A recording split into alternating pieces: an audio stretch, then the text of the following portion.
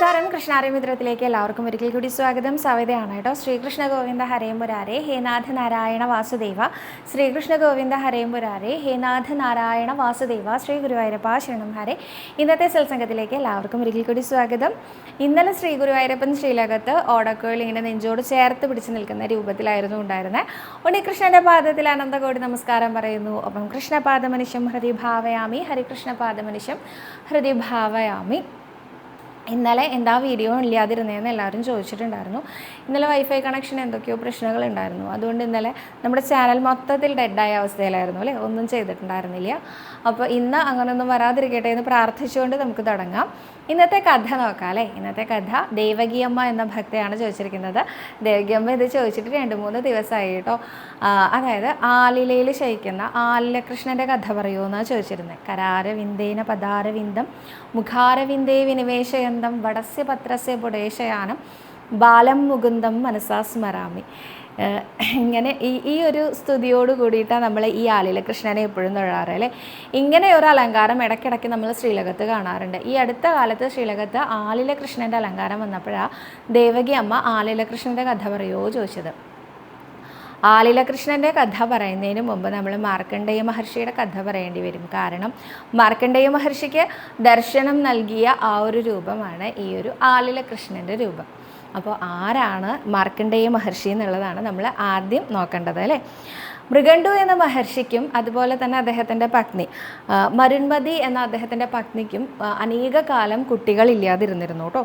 അപ്പോൾ അവർ മഹാദേവനെ ഭജിച്ചിട്ട് കുട്ടികളുണ്ടാവാനായിട്ട് പ്രാർത്ഥിച്ചു. മഹാദേവൻ പ്രത്യക്ഷപ്പെട്ടിട്ട് അദ്ദേഹത്തിനോട് പറഞ്ഞു, ഒന്നുകിൽ 16 വയസ്സുള്ള വളരെ ഉത്തമനായ വിജ്ഞാനിയായിട്ടുള്ള ഒരു മിടുക്കനായിട്ടുള്ള ഉണ്ണിയെ തരാം, അതല്ലെങ്കിൽ അനേകം ദീർഘായുസ്സുള്ള ഒരു പുത്രനെ നൽകാം, എന്താ വേണ്ടത് എന്ന് ആലോചിച്ച് തീരുമാനിക്കൂ എന്ന് പറഞ്ഞു കേട്ടോ. അപ്പോൾ ആ സമയത്ത് ഞാനെപ്പോഴും ഇങ്ങനൊരു വരം കൊടുക്കാൻ മഹാദേവൻ മുതിർന്നതിനെക്കുറിച്ച് എപ്പോഴും ആലോചിക്കാറുണ്ട്. മഹാദേവൻ വിചാരിച്ചാൽ ആയുസ്സിനാണോ പഞ്ഞം അല്ലേ. ആയുസ് നൽകാൻ എന്താ ബുദ്ധിമുട്ട്. എന്താ പറയുക, സദ്ബുദ്ധിയും ആരോഗ്യവും ആയുസ്സുമുള്ള ഒരു കുഞ്ഞിനെ നൽകാൻ ഈസി ആയിട്ട് പറ്റും. എന്തുകൊണ്ടായിരിക്കും അദ്ദേഹം ഇങ്ങനെ ഒരു കണ്ടീഷൻ വെച്ചെന്നുള്ളത് അത് ഈ തുടർന്ന് വരുന്ന കഥകളിലൂടെ നമുക്ക് മനസ്സിലാക്കാൻ സാധിക്കും. എന്തായാലും ഈ മഹാദേവൻ്റെ ഈ അനുഗ്രഹത്തിൻ്റെ മുമ്പിൽ ആ ദമ്പതിമാർ തിരഞ്ഞെടുത്തത് 16 വയസ്സുള്ള വിജ്ഞാനമുള്ള ഒരു മകനെയായിരുന്നു.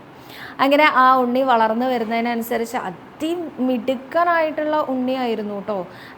ചെറുപ്പത്തിൽ തന്നെ ഭഗവാനെ നല്ലോണം പ്രാർത്ഥിച്ചിരുന്ന, നമ്മുടെ ഉണ്ണികൃഷ്ണനെ ഭജിച്ചിരുന്ന ആ ഉണ്ണി 16ാമത്തെ വയസ്സിലെ പിറന്നാൾ ദിവസത്തിൽ സദ്യ വിളമ്പി കൊടുക്കുകയാണ് അമ്മ. ആ സമയത്ത് അമ്മ അങ്ങനെ കരയുന്നതായിട്ട് കണ്ടു. അമ്മയുടെ കണ്ണിൽ നിന്ന് കണ്ണുനീര് വരുന്നത് കണ്ടു.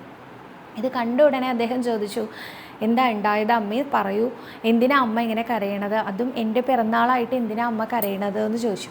അപ്പോൾ ആ അമ്മ പറഞ്ഞു, ഇങ്ങനെയൊരു വരം ലഭിച്ചതിലൂടെയാണ് നിന്നെ ഞങ്ങൾക്ക് കിട്ടിയത്.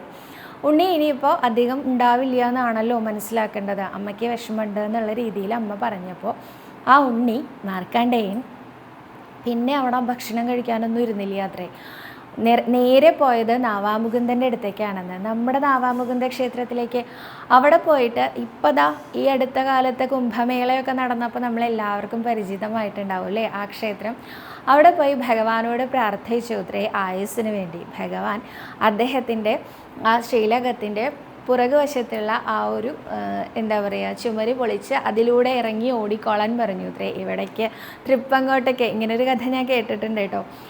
അവിടങ്ങളിലൊക്കെ പ്രചരിക്കുന്ന ഒരു കഥയാണ്. എന്തായാലും നാവാമുകുന്ദൻ ഇദ്ദേഹത്തിനോട് തൃപ്പങ്ങോട്ടപ്പനെ ഭജിക്കാനാണ് പറഞ്ഞത്. തൃപ്പങ്ങോട്ടേക്ക് ഓടി എത്തിയ മാർക്കണ്ഡേയൻ ആ ശിവലിംഗം കെട്ടിപ്പിടിച്ച് അദ്ദേഹത്തിനോട് പ്രാർത്ഥിക്കാൻ തുടങ്ങിയത്രേ. മഹാമൃത്യുഞ്ജയ മന്ത്രം ഉപയോഗിച്ച അദ്ദേഹം സ്തുതിച്ചിരുന്നത് എന്നും ഒരു വകഭേദം കണ്ടിരുന്നു കേട്ടോ. എന്തായാലും ആ ഒരു സമയത്ത് മഹാദേവനെ പ്രാർത്ഥിച്ചുകൊണ്ടിരിക്കുന്ന മാർക്കണ്ഡേയൻ്റെ സമയം കഴിഞ്ഞു എന്നുള്ളതുകൊണ്ട് യമദേവൻ ആ ശിവലിംഗത്തോടു കൂടി മാർക്കണ്ഡേയനെ ബന്ധനസ്ഥനാക്കാൻ നോക്കി. ആ സമയത്ത് ശിവലിംഗത്തിൽ നിന്ന് മഹാദേവൻ പ്രത്യക്ഷപ്പെട്ട് കാലനെ വധിച്ചു എന്നാണ് കഥ. എന്തായാലും കാലനെ വധിച്ചതിന് ശേഷം പിന്നെ അനേകം അനർത്ഥങ്ങൾ ഉണ്ടാവുകയും മഹാദേവൻ പുനർജീവിപ്പിക്കുകയും ഒക്കെ ചെയ്ത ഒരു കഥ അത് അങ്ങനെയുണ്ട്. മാർക്കണ്ഡേയന് പിന്നെ എന്താ സംഭവിച്ചത് എന്ന് ചോദിച്ചാൽ അദ്ദേഹം ചിരഞ്ജീവിയായി ഭവിച്ചു. മഹാദേവൻ്റെ അനുഗ്രഹം കൊണ്ട് അദ്ദേഹം ചിരഞ്ജീവിയായി മാറി. അപ്പോൾ കണ്ടില്ലേ കഥ? ഇങ്ങനെ ഒരു നാടകം അല്ലെങ്കിൽ ഇങ്ങനെ ഒരു കഥ, ഇങ്ങനെ ഒരു അനുഗ്രഹദായകത്വം നമ്മളെല്ലാവരിലേക്കും എത്തിക്കാൻ വേണ്ടി ആയിരിക്കണം അന്ന് 16 വയസ്സ് വരെ ആയുസ്സുണ്ടാവുള്ളൂ എന്ന് പറഞ്ഞിട്ടുണ്ടാവുക അല്ലേ. ഈശ്വരനെ ഭജിച്ചാൽ എന്തും സാധ്യമാവും എന്നുള്ളതിൻ്റെ ഒരു ഉദാഹരണമല്ലേ ഇത്. ആയുസ് എത്തി എന്ന് പറഞ്ഞാലും മരണം സംഭവിക്കില്ല. ആ കാലനെ പോലും വധിച്ചുകൊണ്ട് തൻ്റെ ഭക്തനെ ചേർത്ത് പിടിക്കാൻ മഹാദേവനുണ്ട്. എന്താ ഇതിലപ്പുറം വേണ്ടേലേ? എന്തായാലും മഹാദേവനെ ഭജിച്ചുകൊണ്ട്, നമ്മുടെ ഉണ്ണികൃഷ്ണനെ ഭജിച്ചുകൊണ്ട് അദ്ദേഹം പിന്നീടുള്ള കാലഘട്ടത്തിൽ മാർക്കണ്ഡേയൻ ചിരഞ്ജീവിയായി 16 വയസ്സ് പ്രായമുള്ള ഉണ്ണിയായിട്ട് ഹിമാലയത്തിലേക്ക് തപസ്സനുഷ്ഠിക്കാനായിട്ട് യാത്ര ചെയ്തു എന്നാണ് പിന്നീടുള്ള കഥ. എന്തായാലും ഹിമാലയ സാനുക്കളിൽ അദ്ദേഹം ഭഗവാനെ ഇങ്ങനെ ഭജിച്ചുകൊണ്ടിരിക്കുന്ന സമയത്ത് അദ്ദേഹത്തിനെ ആ തപസ്സിളക്കാനായിട്ട് അപ്സര സ്ത്രീകളും മറ്റും കാമദേവനും ഒക്കെ ശ്രമിച്ചിട്ടും എല്ലാവരും പരാജയപ്പെട്ടു. അദ്ദേഹം അചഞ്ചലമായ ഭക്തിയോട് കൂടിയിട്ട് ഭഗവാനെ ഇങ്ങനെ ഭജിച്ചുകൊണ്ടേയിരിക്കുകയാണ്. ആ സമയത്ത് നാരായണ മഹർഷി അദ്ദേഹത്തിൻ്റെ ആശ്രമത്തിൽ വന്നു അത്രേ. നാരായണ മഹർഷി അദ്ദേഹത്തിനോട് മായയിൽ നിന്ന് ജയിച്ചതിന് വളരെയധികം സന്തോഷമറിയിച്ച് അനുഗ്രഹിക്കാനാണ് എത്തിയത്. അപ്പോൾ ഇദ്ദേഹം പറഞ്ഞു അത്രേ, അങ്ങയുടെ ഈ മായ ഇത്ര വലിയ എന്തോ ഒന്നാണോ, ഇതെന്താണെന്ന് അറിയണം എന്ന് എനിക്ക് വലിയ ആഗ്രഹമുണ്ടെന്ന്. നാരായണ മഹർഷി പറഞ്ഞു, അത് വേണോ, അത് ഇത്തിരി ബുദ്ധിമുട്ടല്ലേ എന്ന് ചോദിച്ചപ്പോൾ പറഞ്ഞു, അല്ല, എനിക്ക് മായ എന്താണെന്ന് അറിയണം. മായ ജയിച്ചു എന്ന് പറയുമ്പോൾ ഞാൻ എന്തിനെയായി ജയിച്ചതെന്ന് എനിക്കറിയണ്ടേ. അപ്പോൾ എനിക്ക് ഈ മായ ഒന്ന് കണ്ടാൽ കൊള്ളാമെന്ന് ആഗ്രഹമുണ്ടെന്ന് പറഞ്ഞു. അപ്പോൾ നാരായണ മഹർഷി ചിരിച്ചുകൊണ്ട് പറഞ്ഞു, വിരോധമില്ല, കണ്ണടച്ചോളൂ എന്ന്.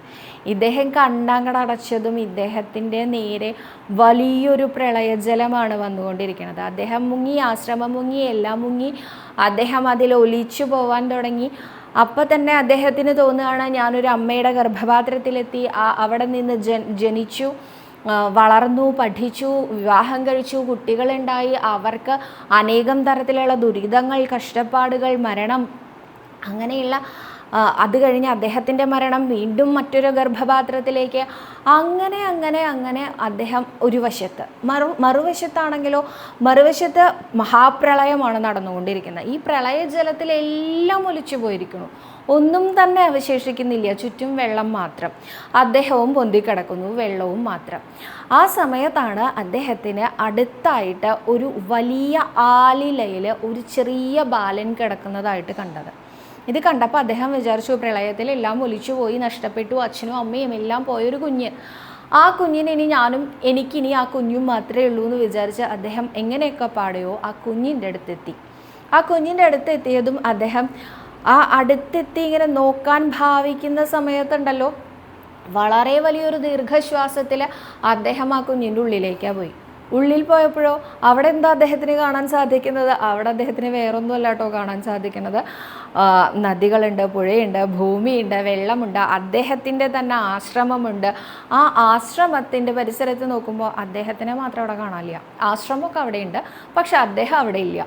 അപ്പോഴോ അദ്ദേഹം ഞാനെവിടെ എന്ന് തപ്പുമ്പോഴേക്കും ഉണ്ടല്ലോ ഒരു നിശ്വാസം അതിൽ പുറത്തു വന്നപ്പോഴെന്തായി? അദ്ദേഹം വെള്ളത്തിലായി.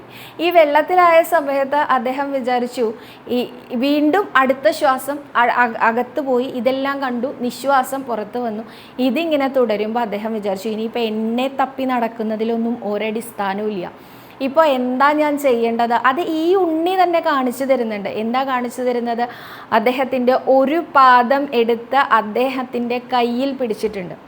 അപ്പോൾ എന്താ അതിൻ്റെ അർത്ഥം? പാദം ആശ്രയിക്കണം എന്ന് തന്നെയാണ് അർത്ഥം. കരാരവിന്ദേന പദാരവിന്ദം മുഖാരവിന്ദേ വിനിവേശയന്തം വടസ്യ പത്രസ്യ പുടേശയാനം ബാലം മുകുന്ദം മനസാ സ്മരാമി. ബാലരൂപത്തിൽ ഒരു കാല് ഒരു കൈ കൊണ്ട് പിടിച്ച് മുഖത്തേക്ക് കൊണ്ടുപോകുന്ന ആ ഉണ്ണികൃഷ്ണൻ്റെ മറുകാലിൽ മുറുകെ അങ്ങോട്ട് പിടിച്ചു ഇദ്ദേഹം. ആ മറുകാലിൽ തൊടേണ്ട താമസം ഇദ്ദേഹം കണ്ണു തുറന്നു. കണ്ണു തുറന്നപ്പോൾ കണ്ട കാഴ്ച എന്താണെന്നറിയൂ? ഏതാണ്ട് ഒരു 50 മീറ്റർ ദൂരത്തിൽ നാരായണ മഹർഷി നടന്നുകൊണ്ടിരിക്കുകയാണെന്ന്. മായ കാണിച്ചു തരാം എന്ന് പറഞ്ഞ ആ നാരായണ മഹർഷി 50 മീറ്റർ അകലെ എത്തിയപ്പോഴേക്കും ഇത്രയധികം ജന്മങ്ങൾ ജനിക്കുകയും മരിക്കുകയും ദുരിതങ്ങളും പ്രാരാബ്ധങ്ങളും കഷ്ടപ്പാടുകളും അനുഭവിക്കുകയും ഒക്കെ ചെയ്തു അത്രേ. ഇതാണ് മായ. ഇത് മനസ്സിലാക്കിയ അദ്ദേഹം പറഞ്ഞു, മായ വേണ്ട കേട്ടോ, ഈ മായ എനിക്ക് വേണ്ട എന്ന് വിചാരിച്ചുകൊണ്ട് അപ്പോൾ അദ്ദേഹം മായയിൽ കണ്ട ഒരു ഉണ്ണികൃഷ്ണനുണ്ട്.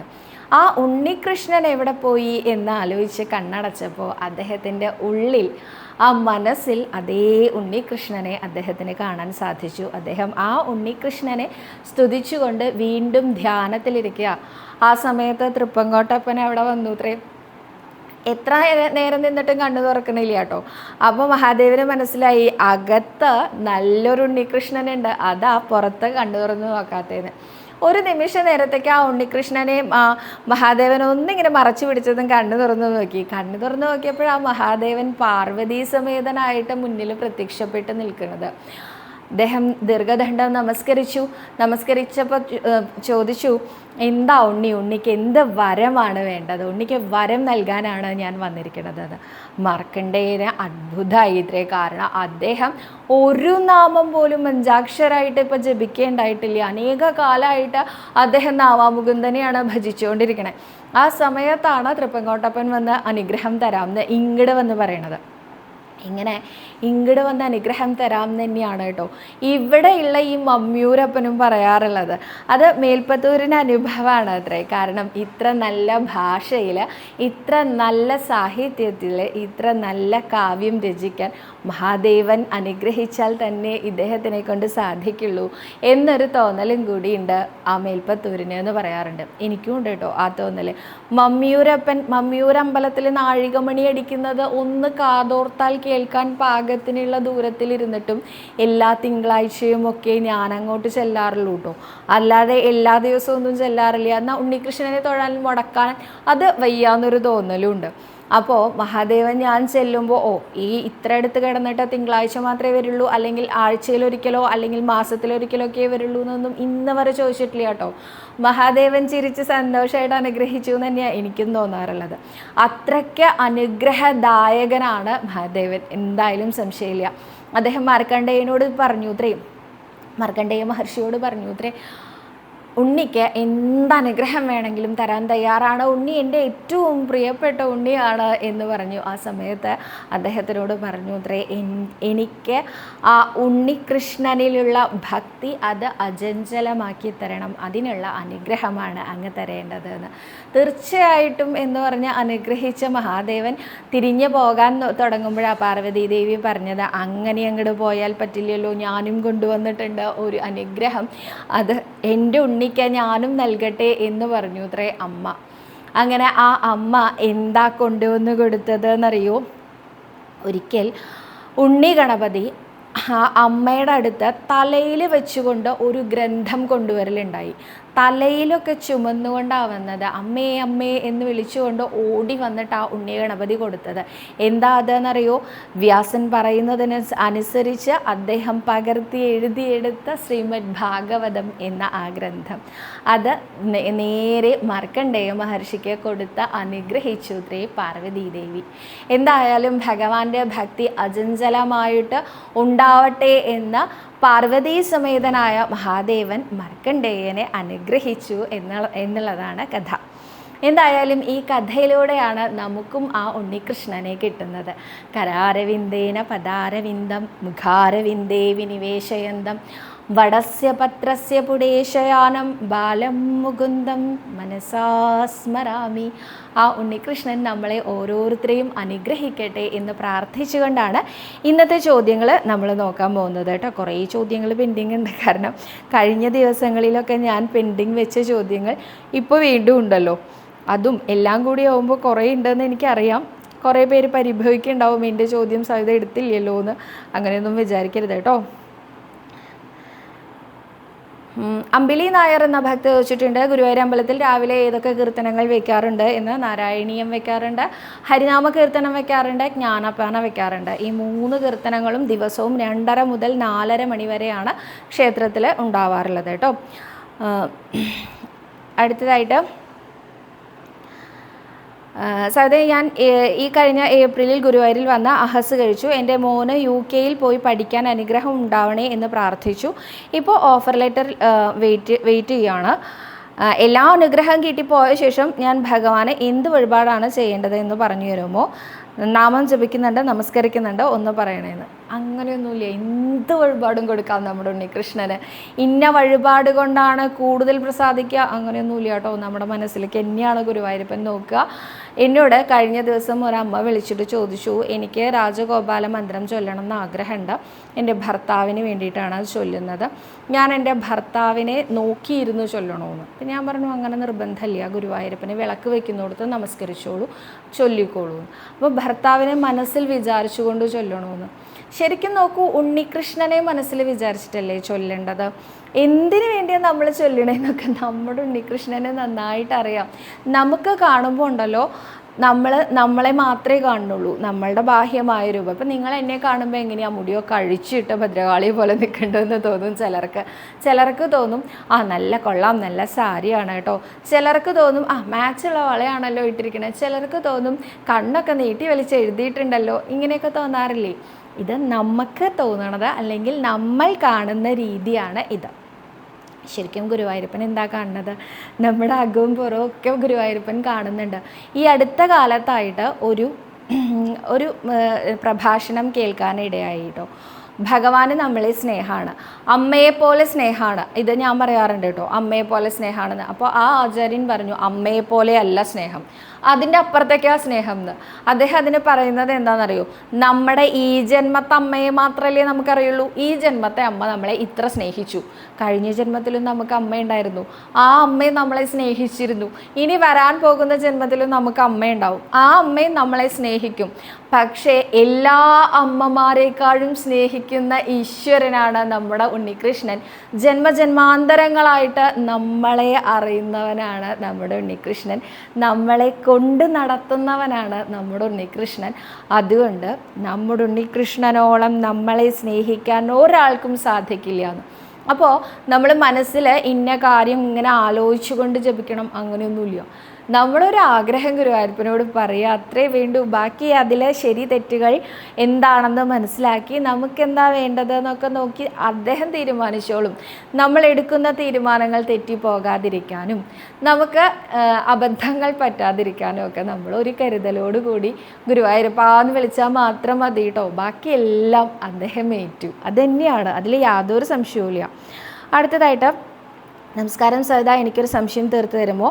എൻ്റെ മോൾക്ക് ആർത്രൈറ്റിസിൻ്റെ ട്രീറ്റ്മെൻറ്റ് ഉണ്ട്. മോൾക്ക് ഞാൻ നാരായണീയത്തിലെ അസ്മിൻ പരാത്മൻ എന്ന ശ്ലോകം പറഞ്ഞു കൊടുത്തോട്ടെ? ചോദിക്കാൻ കാരണം, നാരായണീയം മുഴുവനായിട്ട് വായിക്കാനുള്ള സമയം മോൾക്ക് കിട്ടുന്നില്ല. ചെറിയ കുട്ടിയാണ് മോൾ, ചെറിയ കുട്ടിയുണ്ട്, മോൾ ജോലി ചെയ്യുന്നുണ്ട്. ചൊല്ലുവാനുള്ള ചിട്ടയും പറഞ്ഞുതരും. ഞാൻ എപ്പോഴും പറഞ്ഞു തരാറുള്ളതാണ് കേട്ടോ. അസ്മിൻ പരാത്മ ഏത് ശ്ലോകം വേണമെങ്കിലും ചൊല്ലാം, നിങ്ങളുടെ ഇഷ്ടമാണ്. നിങ്ങൾക്ക് വേണമെങ്കിൽ അതിൽ കസ്റ്റമൈസ് ചെയ്തെടുക്കാം, ഇന്ന ശ്ലോകങ്ങൾ കൊണ്ട് ഗുരുവായൂരപ്പനെ സ്തുതിക്കാം എന്ന് നിങ്ങൾ തന്നെ തീരുമാനിക്കാം. അതൊക്കെ നിങ്ങളുടെ ഇഷ്ടമാണ്. നിങ്ങൾക്ക് ഇഷ്ടമുള്ള ശ്ലോകങ്ങൾ ചൊല്ലി ഇഷ്ടമുള്ള രീതിയിൽ ഗുരുവായൂരപ്പനെ സമീപിക്കാവുന്നതാണ്. ശുദ്ധം നോക്കണമെന്ന് മാത്രമേ ഞാൻ പറയാറുള്ളൂ, സമയം നോക്കണമെന്ന് ഞാൻ പറയാറില്ല. എന്താ പറയുക, ഇന്ന സമയത്ത് ചൊല്ലണം, വിളക്ക് കൊളുത്തി വെച്ച് തന്നെ ചൊല്ലണം, പൂജാമുറിയിൽ നിന്ന് തന്നെ ചൊല്ലണം, ഇങ്ങനത്തെ ഒരു ചിട്ടയും ഞാൻ പറയാറില്ല. നിങ്ങൾ ശുദ്ധമായിട്ടാണ് ഇരിക്കണതെന്ന് നിങ്ങൾക്ക് ഉറപ്പുണ്ടോ? ഉണ്ടെങ്കിൽ നിങ്ങൾ എവിടെ വെച്ച് വേണമെങ്കിലും ചൊല്ലിക്കോളൂ, യാതൊരു ബുദ്ധിമുട്ടുമില്ല. എത്ര തവണ വേണമെങ്കിലും ചൊല്ലിക്കോളൂ. ഇത്ര തവണ എന്നൊന്നുമില്ല കേട്ടോ, എത്ര തവണ വേണമെങ്കിലും ചൊല്ലാവുന്നതാണ്. അടുത്തതായിട്ട്, സരിത, വളരെ കുറച്ചായിട്ടേ ഉള്ളൂ ഞാൻ വീഡിയോ കാണാൻ തുടങ്ങിയിട്ട്. ഒരു തവണ ഞാനൊരു കാര്യം ചോദിച്ചിരുന്നു, അതിനെനിക്കൊരു മറുപടിയും കിട്ടിയിരുന്നു. ഇപ്പോൾ വളരെ വിഷമത്തോടെയാണ് ഞങ്ങൾ എല്ലാവരും ഉള്ളത്. ചോദ്യം കുറച്ച് കൂടുതലാണെങ്കിൽ വേണ്ടത് മാത്രം പറയൂ. എൻ്റെ മകളുടെ കുട്ടിക്ക് 6 മാസമാണ് പ്രായം. കേൾവിക്ക് പ്രശ്നമുണ്ട്. ഞാൻ വേണ്ടത് മാത്രം പറയാം കേട്ടോ. അതായത് ഈ പറഞ്ഞിരിക്കുന്ന അമ്മയുടെ മകൾക്ക് കേൾവിക്ക് ചെറിയ പ്രശ്നം ഉണ്ടായിരുന്നു. ആ മകളെ പ്രസവിച്ചുണ്ടായ കുഞ്ഞിനും ഇപ്പോൾ കേൾവിക്ക് ചെറിയ പ്രശ്നങ്ങൾ ഉണ്ട് എന്നാണ് കാണിക്കുന്നത്. അപ്പോൾ ഇതിന് എന്താണ് ഞങ്ങൾ ചെയ്യേണ്ടത്? ഇത് ഗർഭാവസ്ഥയിൽ അവർ വേണ്ട ടെസ്റ്റുകളെല്ലാം നടത്തിയപ്പോൾ അങ്ങനെയൊന്നും പേടിക്കാനില്ല, അങ്ങനെയൊന്നും വരില്ല എന്ന് ഡോക്ടേഴ്സൊക്കെ പറഞ്ഞിരുന്നു. പക്ഷേ ഇപ്പോൾ കേൾവിക്ക് ചെറുതായിട്ട് പ്രശ്നമുണ്ട് എന്നാണ് കാണിക്കുന്നത്. ഗുരുവായൂർ ക്ഷേത്രത്തിൽ വരുന്ന സമയത്ത് ചെവി എടുത്ത് വെച്ചോളൂ കേട്ടോ. അത് മാത്രമല്ല, കേളികൊട്ട് എന്ന ഒരു വഴിപാടുണ്ട് ഗുരുവായൂരപ്പന്. ഒരു വാദ്യഘോഷമാണ്, ഏതാണ്ട് ഒരു 5 മിനിറ്റ് മാത്രം നീണ്ടു നിൽക്കുന്ന ഒരു വാദ്യഘോഷമാണ്. ഇത് നമുക്ക് ഷീട്ടാക്കാൻ പറ്റും. കേളിക്കൈ എന്നാണ് പറയുക. 10 രൂപയാണ് ഷീട്ടാക്കാനുള്ളത്. ഇത് ഒന്നിച്ച് കുറേ ദിവസത്തേക്ക്, ഒരു 41 ദിവസത്തിന് ഷീട്ടാക്കൂ. കുഞ്ഞിൻ്റെ പേരും നാളും ഒക്കെ പറഞ്ഞ് അഡ്വാൻസ് ബുക്കിംഗ് കൗണ്ടറിൽ കേളിക്കൈ വഴിപാട് ഷീട്ടാക്കും. ഇത് ഏത് ശബ്ദ സംബന്ധമായിട്ടുള്ള അസുഖങ്ങൾക്കും അതുപോലെ കേൾവി സംബന്ധമായിട്ടുള്ള അസുഖങ്ങൾക്കും ഒക്കെ എപ്പോഴും ഞാൻ പറയാറുള്ളതാണ്. അത് ചെയ്തോളൂ, നല്ല വ്യത്യാസം ഉണ്ടാവും. പിന്നെ ധൈര്യം കൈവിടാതെ ഗുരുവായൂരപ്പൻ ഉറപ്പായിട്ടും കേൾവിശക്തിയും ബുദ്ധിശക്തിയും സംസാരശേഷിയും കൊടുക്കും എന്ന് ഉറച്ച് വിശ്വസിച്ചുകൊണ്ട് നാരായണീയം ചൊല്ലിക്കോളൂ. നാരായണീയം രോഗശാന്തിക്കുള്ളതാണ്. നാരായണീയം ഇന്നതെന്നൊന്നുമില്ല കേട്ടോ. ഏത് ദശകം വേണമെങ്കിലും ചൊല്ലാം, നിങ്ങളുടെ ഇഷ്ടമാണ്. പഠിക്കാൻ എളുപ്പമുള്ള ദശകങ്ങൾ നോക്കിയെടുത്ത് പഠിച്ച് അത് മാത്രം ചൊല്ലാം. അതല്ലെങ്കിൽ മുഴുവനായിട്ടും ചൊല്ലാം. ഇങ്ങനെ വേണം എന്നുള്ളതൊക്കെ ഭക്ത തീരുമാനിച്ചോളൂ കേട്ടോ. ഞാൻ ഈ ക്വസ്റ്റ്യൻ കാണാൻ വൈകിയതാണ്, ക്ഷമിക്കൂ. അടുത്തതായിട്ട് സവിത, എൻ്റെ 4 വയസ്സുള്ള കൊച്ചുമോൾക്ക് അഡ്നോയിഡിൻ്റെ പ്രോബ്ലം ഉണ്ട്. പലപ്പോഴും ശ്വസിക്കാൻ നല്ല ബുദ്ധിമുട്ടുണ്ട്. വായിലൂടെയാണ് ശ്വസിക്കുന്നത്.